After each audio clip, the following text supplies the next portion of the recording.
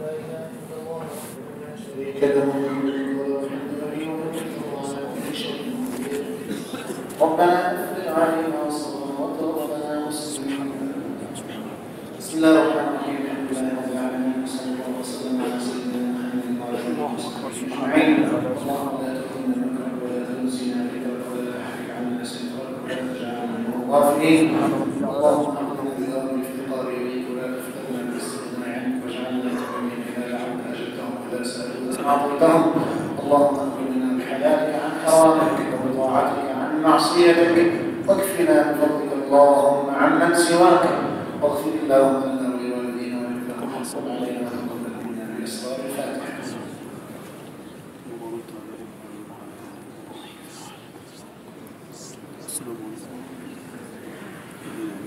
اللهم اشف بشفائك وداوي بدوائك جميع مرضانا المسلمين، وخصوصا عبدك محمد عليه توفيق صالح شفاء لا يغادر سقما، وانت اكرم الاكرمين على هذه النية الفاتحه.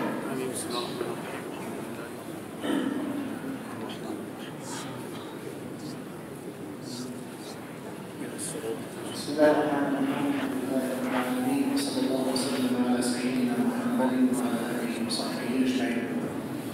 وبعد الإخوة، فإن الله عز وجل قد خلق الإنسان من جسد وروح. هذه الروح يعبر عنها بالقلب، وهذا الذي هو محط أنظار الله عز وجل، وعليه معقد الخير والشر، فهو الآمر وهو الناهي. ولذلك قال الله سبحانه وتعالى: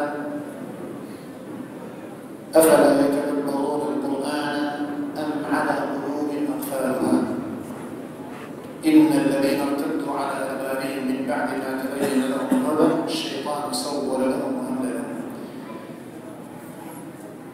وإذا تصفحت مادة القلب في القرآن الكريم لوجدتها مذهلة. دائما القرآن يتكلم عن القلب. ولو أتيت إلى حياة النبي صلى الله عليه وسلم وأصحابه رضوان الله عليهم، طبعا هو كان مشغول بنشر الدعوة وتبليغ لا إله إلا الله وتغيير وجه التاريخ، وكان مشغول بالجهاد في سبيل الله، وكان مشغول بإصلاح المجتمع. لكن الصحابة رضوان الله عليهم أحيانا يسألونه عن أدق التفاصيل.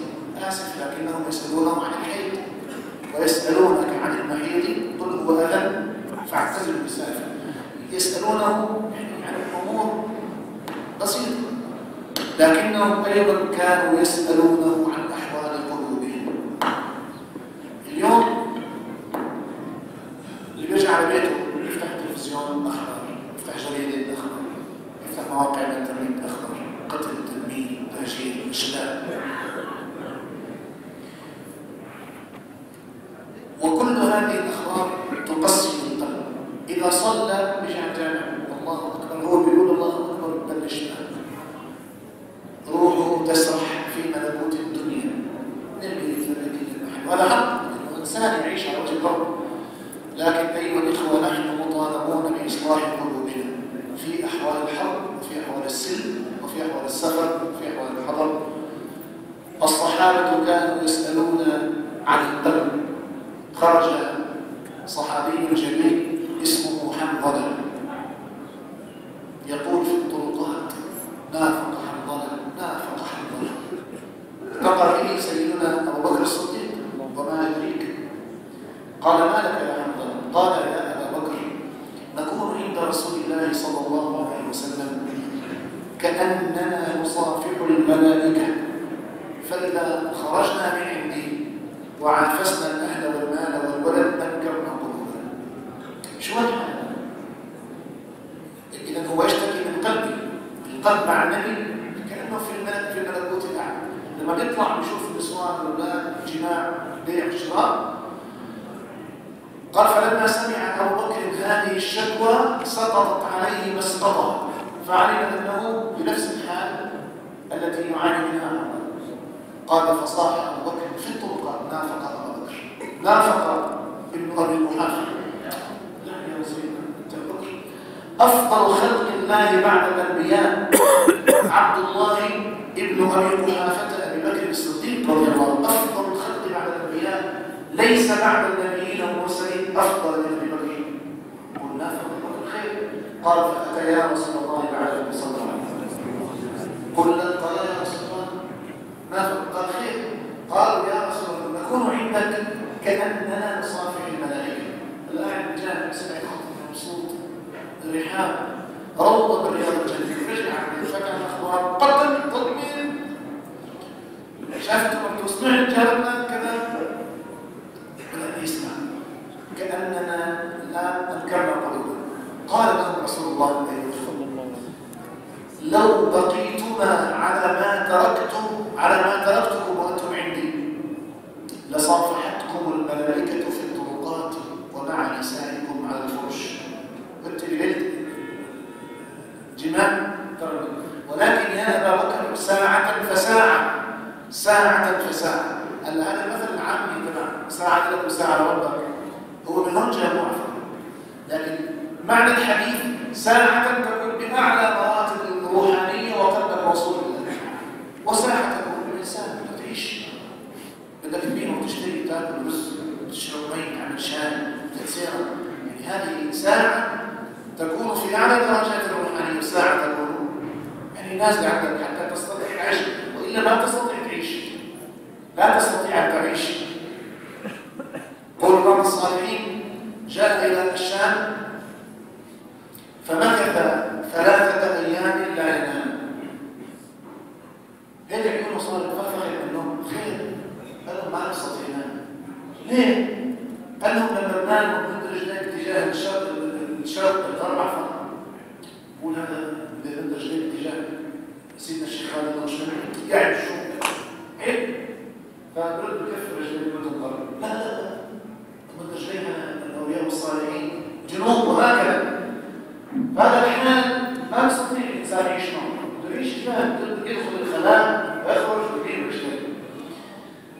الشاهد أيها الإخوة أصبروا قلوبكم، أنا معكم والله قلبي فاسد، أصبروا قلوبكم فإن النبي صلى الله عليه وسلم يقول القلوب 4. القلوب 4 يصنف الحديث رواه الإمام أحمد في مسنده والطبراني في المعجم وغيره. القلوب 4. القلب الأول قلب أجرد فيه مثل سراج يزهر فذلك قلب المؤمن. الله جعلنا منه.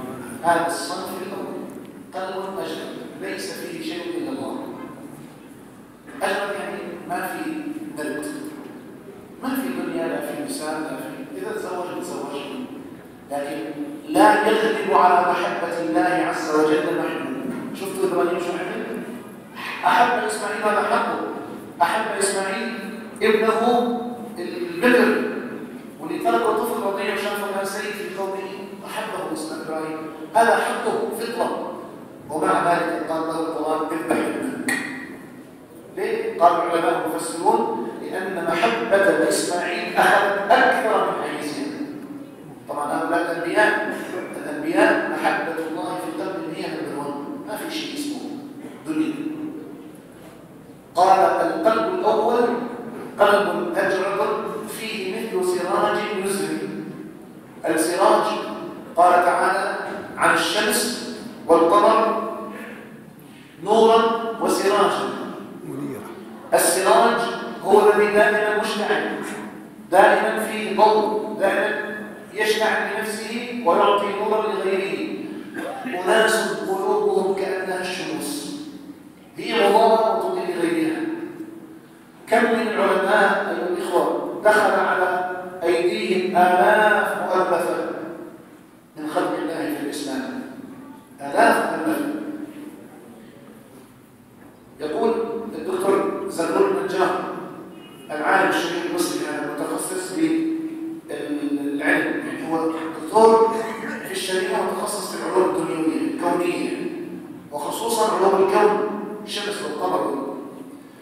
يقول في غزو العراق كانت القوات الأمريكية في السعودية، وكانت تنطلق من السعودية أيام الفهم إلى العراق في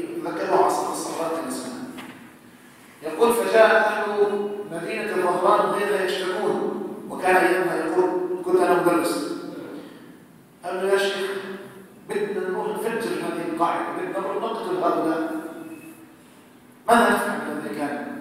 يقول الدكتور زغلول فأجبتهم جوابا غريبا قلت لهم ادعوهم إلى الله يا أخي جنود الذين جايين يقتلوننا شكرا إلى الله يحلف بالله المقطع موجود في اليوتيوب يقول الشيخ زغلول فوالله أسلم 20,000 مقاتل أمريكي 20,000 أسلموا بدعوتهم إلى الله سبحانه وتعالى أسلموا ليش أنت ما أسلم؟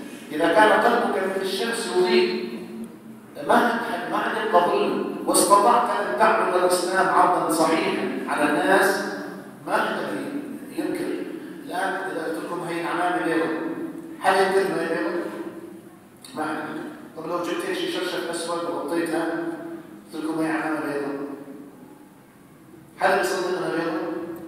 ما أنا غطيتها يعني أظهرتها بغير مظهرها الصحيح لذلك قلب أجرد فيه مثل سراج يوسف هذا قلب المؤمن هيك ذكرت لكم أن يوسف عليه السلام في السجن بالسجن أول شيء سبتوا أخواته بالبير وبعدين طلعوا بالبير وبعدين اشتروا عبد وبعدين بعتوا زوجة الملك إلى الفحشاء شوف البلاء الذي آخر طب الكي وين؟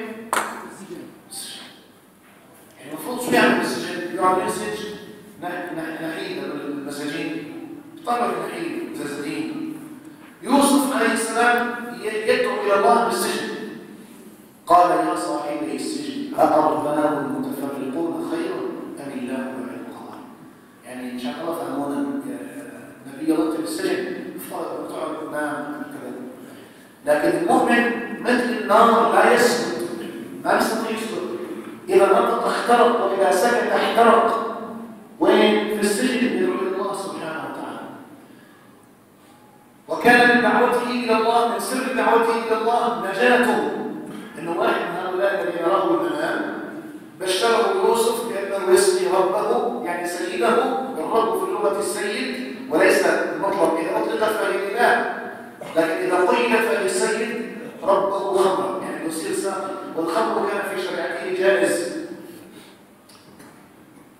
فبشره يوسف والملك شاف منام والرجل نسي دليل دعوته إلى الله كانت سبب نجاة قلب أجرد فيه مثل سراج يسري قلب الثاني أعوذ بالله منه وقلب أسود منكوس فذلك قلب الكافر أسود إنه لا معصية معه بعد الكفر ولا طاعة معه ما في معصية بعد الكفر لا زنا ولا مسمان ولا حرام ولا قتل لأنه كل هذا تحت الكفر ولا طاعة مع الكفر يعني لو صلى ولو فتح مشتى ولو أحسن للفقراء ولو فعل ما فعل مع الكفر لا تنفعه الطاعة فهذا قلبه أسود مسكر يعني كبلت قالت إحداهن من اليهود لسيدنا أبي بكر الصديق قالت له تدعون أن الشيطان يوسوس لكم في الصلاة يوسوس لكم بالمعاصي قال لها نعم قالت له إننا ما عندنا لا الشيطان لا يوسوس فأجابها بما يلي قال لها أرأيت إلى بسم دخل إلى نار فإذا به بيت خرب بيت خربان كسر طبق ما في شيء لا في تلفزيون لازمة النصوص صفتها عن أول شيء يكون فيه اللابتوب الموبايلات الذهب المال بعدين أخرج من اللازمة بعدين برنامج فل الغاز والغسالات يا رب ترفع مقتك وبلاك عنهم اللهم اقطع أيدي هؤلاء وشلهم وأرنا فيه ما نحب والله عجل هذا بيت خير ما في شيء ودخل الاسم على بيت مليان أغراض إلى أي بيت قال إلى البيت معانا قال كذلك قلب المؤمن الشيطان شو قلوبكم راحت خلص ما في شيء قلوبكم ما فيها شيء فاضي سوداء مغلقة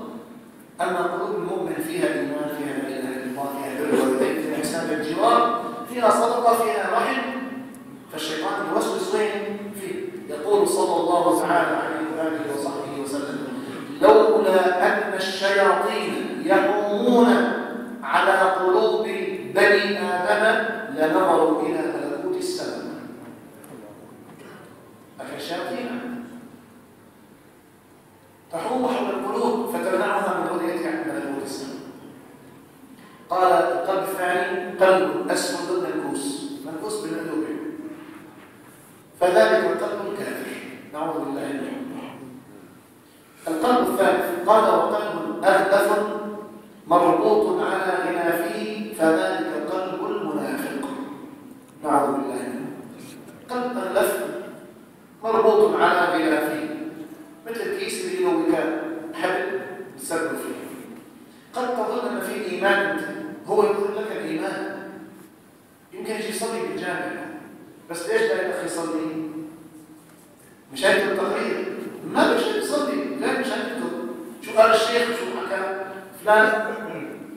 هذا منافق، ما لا يصلي ولا له علاقه بالايمان. انت بتشوفه عم يصلي بس هذا مسكين سيصلى الارض ذات لهب. قال وقلب أغلف مربوط على غنافه، فذلك قلب المنافق، يظهر لك الإيمان لكن من جوا نعوذ بالله من ذلك. وشاهدنا من الدرس وقلب مصفح أو مصفح فيه إيمان ونفاق، فمثل الإيمان فيه كمثل البقلة يمدها الماء الطيب، ومثل النفاق فيه كمثل القرحة يمدها القيح والصديد، فأي المادتين غلب عليه حكم بها أو ذهبت به. صدق رسول الله. هذا النوع الرابع من القلوب. النوع الرابع من القلوب واللي عم يفصل القلوب سيدنا رسول الله وحديث مسلم أحمد. القلب الرابع قلب مصطفى فيه إيمان ونفاق، يعني بيصلي بيصوم حج بيت الله الحرام لكنه ما يصلي في الجامع، هذه آية نفاق، هذه دليل نفاق. ما بيصلي عشاء إلا آخر الليل قبل 12 5 لأن بعد 12 ب5 دقائق أغلب العلماء على أنها دخلت في وقت التحريم آخر الوقت. ليش؟ بعد مسلسل هلا بيطلع مسلسل، بعد المسلسل بيقلب على البي سي، بعد البي سي على البي سي، بعد كذا عن مباراة، وبعدين بيطج الركعات سريع. هذا دليل نفاق. لكن بيصوم رمضان، لكن هو صايم يسألون والله جربنا شفنا لا فائدة، شو فائدة؟ أنت وقعت في أرضه، هذا دليل نفاق. فهو الآن يعيش المخاطر. يقول صلى الله عليه وسلم فمثل الإيمان فيه كمثل البقلة اللي هي الفول الخيار، يعني النبات اللي ليس له مسار اللي مش مع الأرض، يمدها الماء الطيب. البازلنا الفول كيف يسموه بالماء الطيب؟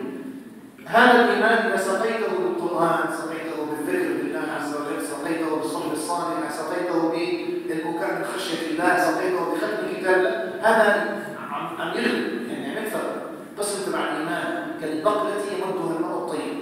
ومثل النفاق فيه كمثل القرحة، أعوذ بالله من ذلك، يمدها القيح والصديد، فأي المادتين غلبت عليه حكم بها أو ذهبت به.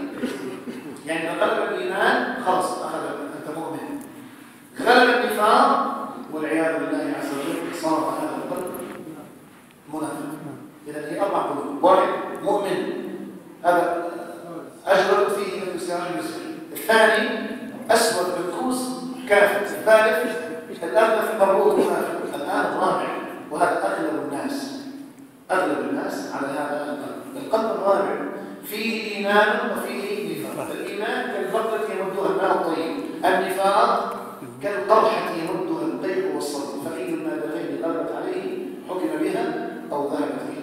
يعني أخذ الختم، إما أنه مؤمن وإما أنه فاحفظوا قلوبكم أيها الناس، أيها الإخوة، احفظوا قلوبكم. ليش استاذن؟ لأن الله عز وجل لا ينظر إلى صورنا ولا إلى أجسادنا.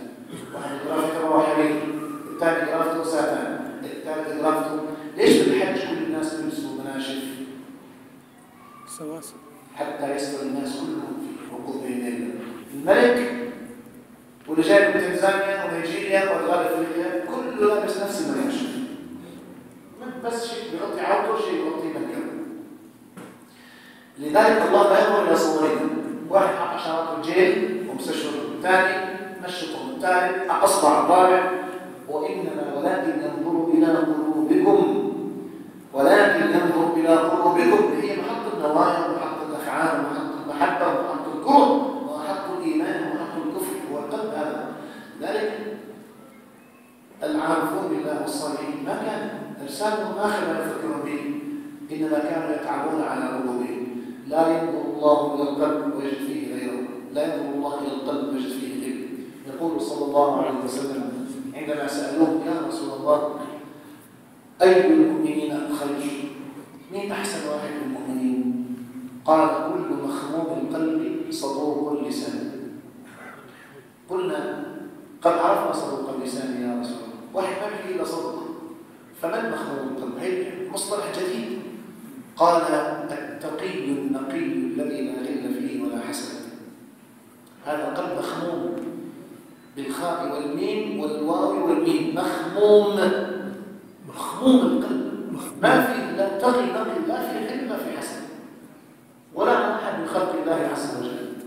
حتى اللي أساء إليك، نعم حتى اللي أساء إليك شيخ أساء إليك، الله عز وجل يقول ادفع بالتي هي حسن، شوف مو حسن، ادفع بالتي هي أحسن، تصير مبالغة بالأفعال، تصير مبالغة، طويل وأطول، كبير وأكبر، صغير وأصغر، هذا يصير مبالغة. ادفع بالتي هي أحسن، فإذا الذي بينك وبينه عداوة كأنه ولي حميم. أنت لا تستطيع أن تملك رقاب الناس، لكن تستطيع أن تملك قلوبهم. أحسن إلى الناس تستأثر قلوبهم، فطالما استأثر الإحسان إنسان. لكن تستطيع أن تملك قلبه إذا كنت أنت تقي نقي لا غل فيه ولا حسد، قلب نظيف. إذا استطعت أن ترضى الله بهذا القلب فأنت من قال فيهم إبراهيم عليه السلام ولا تخزني يوم يبعثون يوم لا ينفع مال ولا بنون إلا من الله بقلب سليم.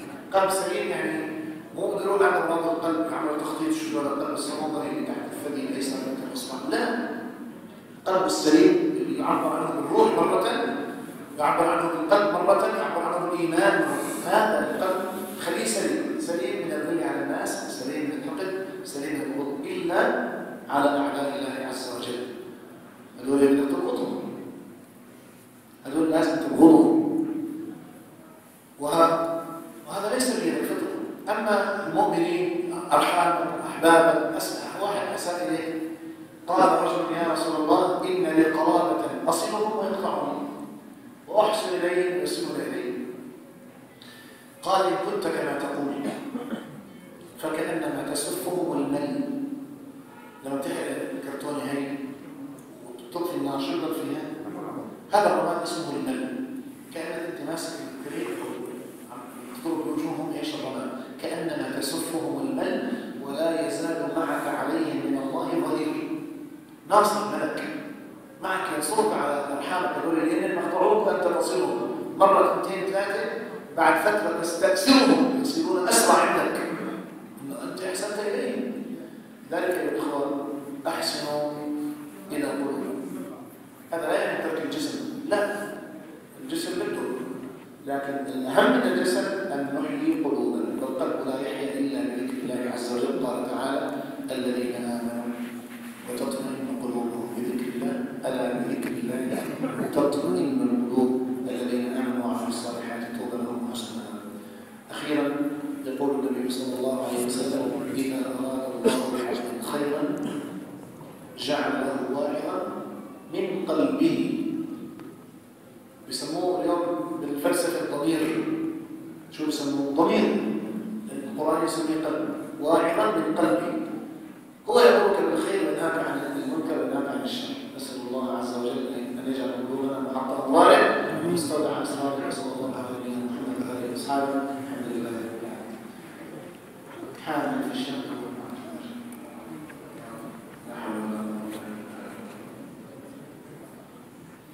إسقاط الحمل. هذا الأخ يقول زوجته حامل وهو مهجر ولا يوجد له مأوى، هل يجوز أن يسقط حملها؟ يسقط الجنين؟ اسمعوا يا إخواننا، إسقاط الجنين فيه رأيين عند العلماء. الرأي الأول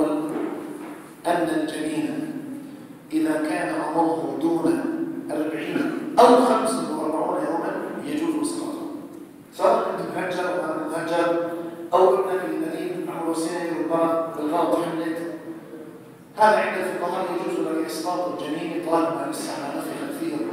ودليله قول النبي صلى الله عليه وسلم فيما روى عبد الله بن مسعود قال حدثني الصامت بن مسعود قال إن أحدكم يجمع خلقه في بطن أمه 40 يوما أو قال 45 يوما نطفة ثم يكون مضغة كذلك ثم يكون علقة كذلك ثم يأتي الملك ويؤمر ب4 كلمات برزقه وعمله وأجله وشقيه أو سعيد. ليس هذا في حد فيه الروح ساعته لحم مثل الزايد اللي تروها معي الزائد الدولي، فيجوز إسقاط هذا الجنين إذا ما نفخ فيه الروح يعني تحت 40 يوم، فيجوز لك على هذا الفتوى.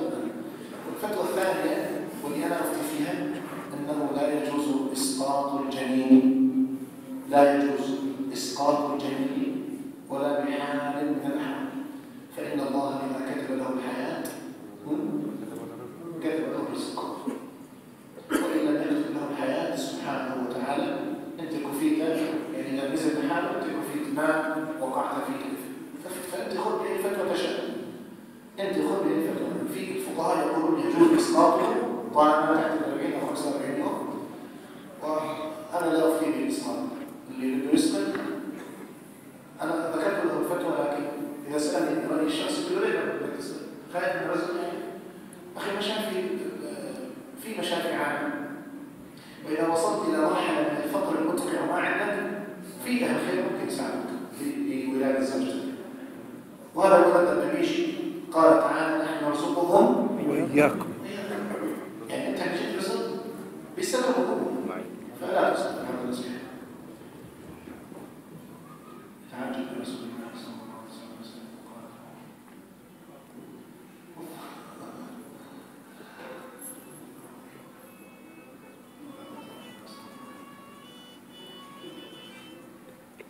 قال هذا الأخ يقول هناك في مجتمعنا من يتعجب برسول الله صلى الله عليه وسلم. مثال يعني يقول قال كيلو السكر ب100 درهم، يقول أوف يا محمد، بيتعجب يا محمد شو هذا من الألفاظ الشائعة التي لا تصح ولا تجوز.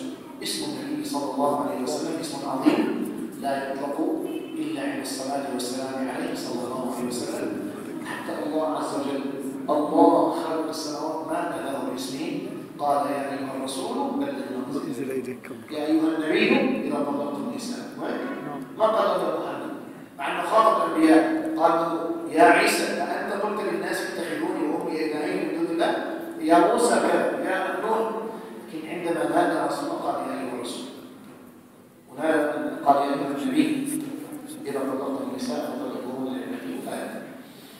فأنت ما تقول يا محمد تعجب، قل يا الله، يعني يا لطيف هكذا، لا باسم الله عز وجل.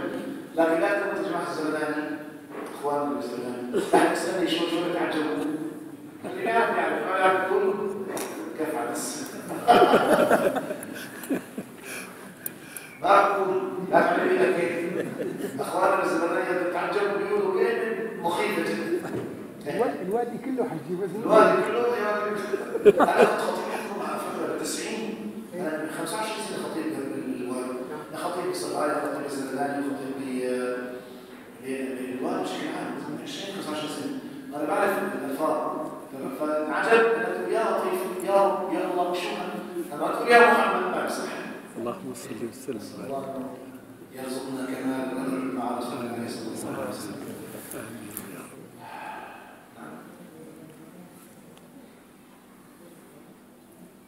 أحسنت. هذا الأخ يقول كلاما مثل الذهب. الأسبوع القادم إن أحيانا الله عز وجل خطبتنا هي حق الأبناء على الآباء.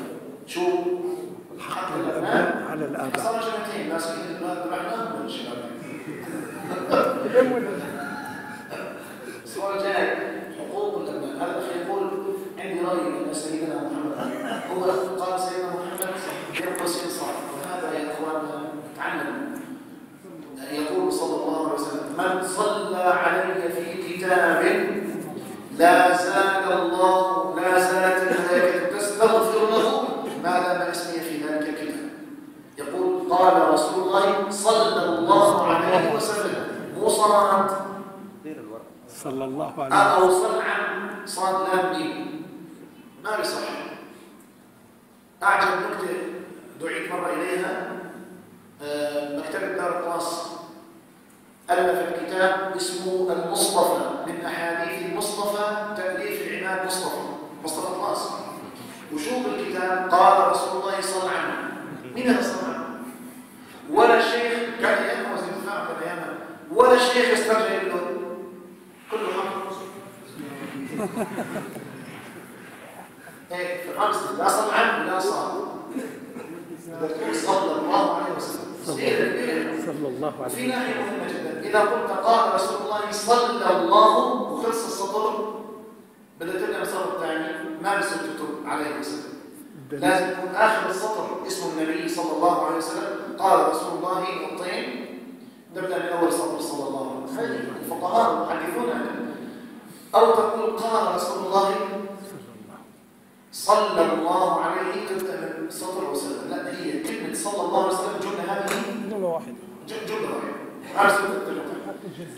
كلكم راع وكلكم مسؤول عن رعيته، بمعنى أنه إذا الآباء أحسنوا تربية الأولاد يقول الأمر مختلف، لا يأخذوا إيش؟ يأخذوا درهم بكل سهولة ويسر. إبراهيم عليه السلام كان بارا بأبيه وأبوه كان مشرك، صح؟ مو قال يا أبت لا تعبد الشيطان يا أبت إني أخاف أن يمسك يا أبت. إبراهيم كان بارا بأبيه ومع أبوه كان مشرك، فأرسل الله له أولادا برا وهم مؤمنون وأنبياء. هذه فطرة، فأنت ربيه صح تاخذ الإنسان. لكن كما قال إن أحد الله عز وجل هي بالتقوى، يعني حقوق الأبناء على آبائهم وأمهاتهم. لا تجعل فوق صوت خافت جيد جدا. هذا السؤال يقول سمعت من بعض العلماء أن قراءة القرآن الكريم لا يؤجر صاحبها إلا إذا كان باللفظ صوت خافت أقل. هل القراءة بالقلب ليس لها أجر؟ الكلام صحيح، القراءة بالقلب وتمرير القرآن العظيم على القلب لها أجر، لكن ليس كأجر القراءة. ليش شيخنا؟ لأن الله عز وجل يقول ما يلفظ من قول إلا لديه رقيب عتيد، وهذا القول لابد أن يكون مسموعا بإذنك أنت. أما أنت مثل ذكرنا الآن تصوير حديث النفس، تحدث نفسك، تمرر القرآن نفسك، هذا إن شاء الله فيه أجر، لكن لا يمكن أن يكون في أجر قراءة القرآن.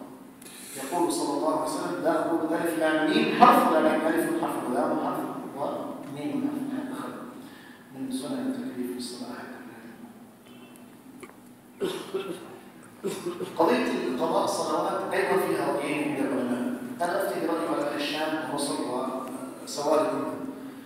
الرأي الأول أنك لو كنت مسلم صليت أول ما بلغت وأبوك علم بالصلاة وبعدين تركت، بعدين رجعت صليت، بعدين رحت على الجيش ما صليت، بعدين كذا، والآن أنت بدك تتوب وتبدأ تلتزم الصلاة، إن الصلاة كانت على المؤمنين كتابا موقوتا إلى أوقات، والذين هم على صلاتهم دائما والذين هم على صلاتهم يحافظون. الآن عليك أن تقضي ما فاتك من الصلاة، تقضي مع كل فرض فرض، ويفضل أن يكون الفرض القضاء قبل فرض الأداء، لأنه في فرضين عندنا ممنوع الصلاة بعدهم، الفجر والعشاء والعصر، فبتصلي قبل الفجر يعني قبل الوضوء 4، قبل العصر 4، قبل العشاء 4، قبل 3، فتقضي ما فاتك. وكل سنة بتروح سنة، وإذا شئت أنك تقضي مع كل فرض فرضين، بصير مع كل سنة سنتين. هذا الرأي الصحيح والذي عليه سواء العلماء. في رأي آخر عند علماء الحجاز يقولون بأن الإسلام يجب ما قبله، وأنك إذا ترد تصلي النوافل والسنن تكثر من التراويح وقيام الليل والضحى وكذا، فإذا كان يوم القيامة وحاسبك الله عن صلاتك أضيفت صلاة النافلة مكان صلاة الفريضة وغفر الله لك. هذا رأي أنا لا أحبه ما بغض فيه، لكن أقوله لمن تبعني. أما أنا أقول أقضي الصلاة عليك، قضيها إذا كنت أنت الآن تزل. يستثنى من ذلك واحد فقط، اللي هو واحد كان دكتور خوري تاب رجع جامع عباس قال يا شيخ أنا بدي أسلم، عمره 60 سنة. هذا نقول له الآن عليه قرار صلي من ساعة ما أسلم. ليش شيخنا؟ لأن التكاليف لم يخرج بها الكافر، لا الصيام ولا الصلاة ولا الصدقة ولا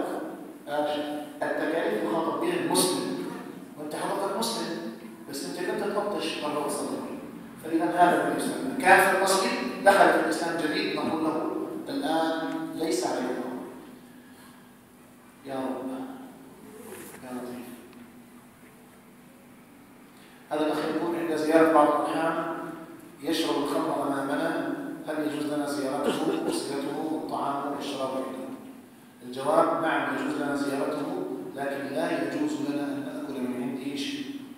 بنزوره نصل رحمنا ونسلم عليه بحمام التليفون إذا كان أفضل، لكن أن نأكل من عنده ما بصح، ما نأخذ لا شيء نأخذ إليه لأنه تنجست حياته كلها صارت نجسة.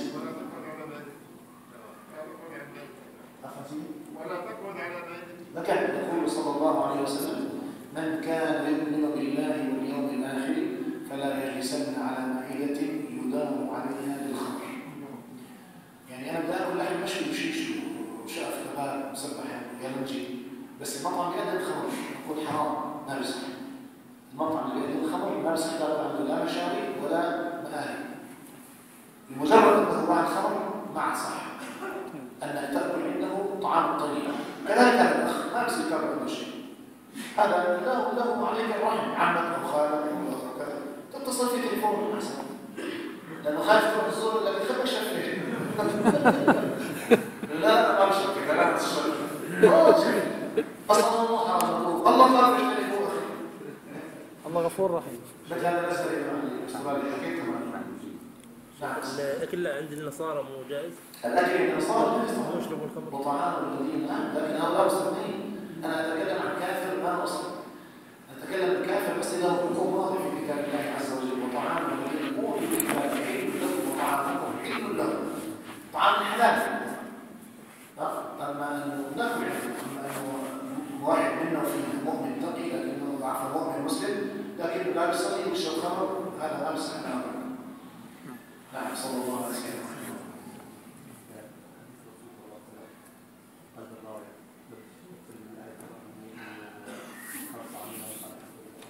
نعم القلب الرابع ينطبق عليه قول الله سبحانه وتعالى وآخرون اعترفوا بذنوبهم خلقوا عملا صالحا وآخر سيئا فأولئك عسى الله أن يتوب عليهم. نعم لكن المثال النبوي أمتع وأوضح ما يكون.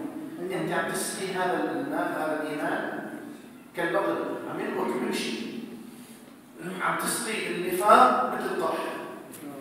أنت المطلوب مني الآن أن نسقي الإيمان في قلوبنا، أن نسقيه بقراءة القرآن، أن نسقيه بذكر الله عز وجل، أن نسقيه بسلطة بكل الخير هذا منه ويغلب عليه.